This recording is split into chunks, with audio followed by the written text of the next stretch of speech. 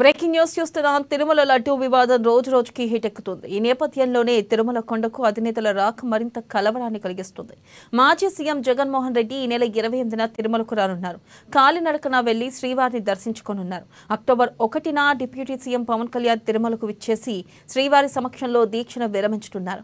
వచ్చే నెల 3న తిరుపతిలో వారాహి సభ నిర్వహించనున్నారు.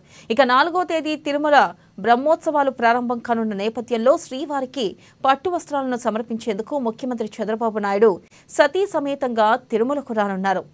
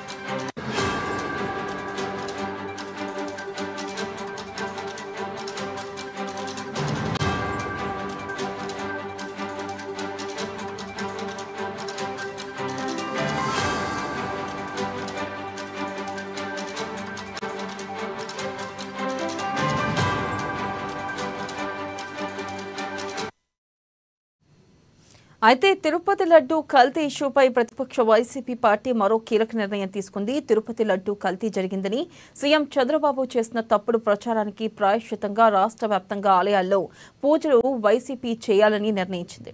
ఈ మేరకు రాష్ట్ర ప్రజలకు వైసీపీ అధినేత జగన్ కీలక పిలుపునిచ్చారు. చంద్రబాబు తప్పుడు ప్రచారానికి నిరసనగా ఎల్లుండి ప్రతి ఒక్కరూ పూజల్లో పాల్గొనాలని ఎక్స్లో పోస్ట్ చేశారు. దీనిపై మరింత సమాచారాన్ని మా ఇన్పుట్ ఎడిటర్ శ్రీనివాస్ అందిస్తారు. శ్రీనివాస్, చెప్పండి. ఒక పక్కన తిరుపతి లడ్డూ అంశంపై ప్రతిపక్ష నేతపై ఒక పక్కన ధ్వజమెత్తుతున్న నేపథ్యంలో ఇటు అధికార పక్ష ఈ నేపథ్యంలో ఈ నెల 28న తిరుపతి దర్శనానికి వెళ్లనున్నట్లుగా సీఎం జగన్ ప్రకటించారు. మరి ఈ ప్రకటనని ఏ విధంగా చూడొచ్చు? దీంతో ఒక్కసారిగా రాజకీయ దుమారం రేగుతుందంటారా? ఏదైతే తిరుమల తిరుపతి దేవస్థానం లడ్డూ విషయంలో ఇంకా రాజకీయంగా కూడా దుమారం మరింతగా పెరిగే అవకాశం కనిపిస్తుంది. ఎందుకంటే ఇప్పటి వరకు కూడా ఒక ఎత్తు, ఇక నుంచి ఒక ఎత్తు అన్న రీతిలో ఇప్పుడు సాగుతుందని చెప్పొచ్చు. ఎందుకంటే అధినేతల రాక, పార్టీకి సంబంధించిన అధినేతలు కొందరేమో ముఖ్యమంత్రి, ఉప ముఖ్యమంత్రి ఉన్నారు, మరోవైపు ప్రతిపక్ష నేత, మాజీ సీఎం. సో ఈ ముగ్గురు కూడా వరుసపెట్టి శ్రీవారిని దర్శించుకునేందుకు వస్తున్నారు. శ్రీవారి దర్శనం వెనుక కూడా చాలా రాజకీయం అనేది ఇక్కడ స్పష్టంగా కనిపిస్తుంది. ఏదైతే తిరుపతి లడ్డూ ప్రసాదం విషయంలో కల్తీ జరిగిందని చెప్పి ఒకవైపు అధికార పార్టీ, ప్రతిపక్ష నేత జగన్ వైసీపీ నాయకుల మీద దుమ్మెత్తి పోస్తుంటే దానికి వ్యతిరేకంగా ఇప్పుడు తిరిగి దాన్ని తిప్పికొట్టే దిశలో వైఎస్ జగన్ తన వ్యూహరచన చేస్తున్నారని చెప్పొచ్చు. ఈ నెల 28న ఆయన తిరుమల తిరుపతి దేవస్థానం వస్తున్నారు. అక్కడ శ్రీవారి దర్శనం చేసుకుంటున్నారు. అయితే దీని వెనుక కూడా ఖచ్చితంగా పార్టీ శ్రేణులకు పిలుపునివ్వడం జరిగింది. ఏదైతే వైసీపీ పేరు మీద, గత ప్రభుత్వం మీద ఏదైతే దుమ్మెత్తిపోస్తున్నారో చంద్రబాబు నాయుడు, లడ్డూ ప్రసాదం కల్తీ జరిగిందని, అది ముమ్మాటికి జరగలేదు. జూలై నెలలో, ఈ సంవత్సరమే జూలై నెలలో జరిగింది. అది కూడా పూర్తి రిపోర్టు వాళ్ళ ప్రభుత్వం దగ్గర ఉంది. అంటే చంద్రబాబు హయాంలోనే జరిగింది. కానీ కావాలని తమ మీద ఆరోపణలు వేసి రాజకీయ లబ్ధి పొందే ప్రయత్నం చేస్తున్నారు. అదేవిధంగా ముఖ్యంగా దేవుణ్ణి అడ్డు పెట్టుకుని, తిరుమల తిరుపతి దేవస్థానం దేవుణ్ణి, శ్రీవారిని అడ్డు పెట్టుకుని ఈ రాజకీయం అంతా చేస్తున్నారని చెప్పేసి నిన్న జగన్మోహన్ రెడ్డి పార్టీ శ్రేణులతో సమావేశంలో చెప్పడం జరిగింది. దీని మీద 28వ తారీఖున తాను తిరుమల శ్రీవారిని దర్శించుకుంటున్నాను. అట్ ది సేమ్ టైం మొత్తం రాష్ట్ర వ్యాప్తంగా ఉన్న వెంకటేశ్వర స్వామి ఆలయాలు కావచ్చు, లేకపోతే ఇతర గుళ్ళు కావచ్చు, అక్కడికి వెళ్ళి ఖచ్చితంగా ప్రొటెస్ట్ తెలియచేయాలి. ఏదైతే చంద్రబాబు నాయుడు చేస్తున్న డ్రామాని ప్రజల్లో ఎండగట్టాలి. శ్రీవారికి అక్కడ ఉన్న వెంకట దేవుళ్ళకి ప్రత్యేక అర్చనలో పూజలు చేయాలని చెప్పేసి కూడా పిలుపునివ్వడం జరిగింది. సో దీంతో ఈ నెల 28వ తారీఖున ప్రతిపక్ష నేతగా వైఎస్ జగన్మోహన్ రెడ్డి తిరుపతి దేవస్థానం వెళ్ళబోతున్నారు. అక్కడ శ్రీవారి దర్శనం చేసుకుంటున్నారు. అక్కడ అదే విధంగా ప్రత్యేక పూజల అనంతరం ఖచ్చితంగా మీడియాతో మాట్లాడబోతున్నారు. ఇక ఈ పార్టీ అధినేతగా ప్రతిపక్ష నేతగా మాజీ సీఎం జగన్మోహన్ రెడ్డి వెళ్తుంటే ఇప్పుడున్న ప్రజెంట్ సీఎం ముఖ్యమంత్రి చంద్రబాబు నాయుడు, అదేవిధంగా టీడీపీ అధినేతగా జాతీయ అధినేతగా చంద్రబాబు నాయుడు కూడా వచ్చిన 4న వెళ్ళబోతున్నారు. అక్కడ కూడా సేమ్ ఇదే రాజకీయం, లడ్డూ రాజకీయమే జరగబోతుంది. అయితే ఈ రెండింటి మధ్యలో అక్టోబర్ 1వ తారీఖున ఉప ముఖ్యమంత్రి జనసేన అధినేత పవన్ కళ్యాణ్ కూడా దర్శించుకోబోతున్నారు. ఇక్కడ పవన్ కళ్యాణ్ విషయానికి వస్తే కనుక ఎప్పుడైతే లడ్డూ ప్రసాదం అపవిత్రమైంది అని చెప్పేసి ప్రచారము ఆరోపణలు వస్తున్న నేపథ్యంలో ఇప్పుడు ఆ రోజే పవన్ కళ్యాణ్ దీక్ష తీసుకోవడం జరిగింది దీని మీద. సో ఈ దీక్షను విరమించేందుకు పవన్ కళ్యాణ్ తిరుపతి వెళ్తున్నారు. సో మొత్తానికి ఏదైతే ఈ లడ్డు అంత ప్రసాదం ఏదైతుందో మొత్తం కూడా రాజకీయం జరుగుతుంది అనేది మాత్రం ఇక్కడ స్పష్టంగా కనిపిస్తుంది. ఏ పార్టీకి ఆ పార్టీ లబ్ధి పొందే ప్రయత్నం చేస్తుంది, ఒకరిపై ఒకరు దుమ్మెత్తుకునే ప్రయత్నం చేస్తున్నారు. మొత్తానికి లడ్డూ ప్రసాదం ఏదైతుందో అపవిత్రమైందనే విషయాన్ని పక్కకు పడేసి ఎవరికి వాళ్ళు తమ రాజకీయ పబ్బం గడుపుకునే దిశలోనే ఉన్నారని చెప్పొచ్చు. ఎందుకంటే ఒక వైపేమో హిందుత్వాన్ని పవన్ కళ్యాణ్ ప్రచారం చేసుకోవడానికి, మరోవైపు టీడీపీ అధినేత చంద్రబాబు నాయుడు వైఎస్ జగన్మోహన్ రెడ్డిపై విమర్శలు చేయడం, అదేవిధంగా వైఎస్ జగన్మోహన్ రెడ్డి టీడీపీ అధినేతపై గత ప్రభుత్వంలో ఏమీ జరగలేదు, ఈ ప్రభుత్వ హయాంలోనే జరిగింది, ఆ రిపోర్ట్ అంతా కూడా బయట పెట్టమని చెప్పడం, అదేవిధంగా సిబిఐతో ఎందుకు ఎంక్వైరీ వేయట్లేదు అనేది కూడా ప్రశ్నిస్తున్నారు చాలా మంది.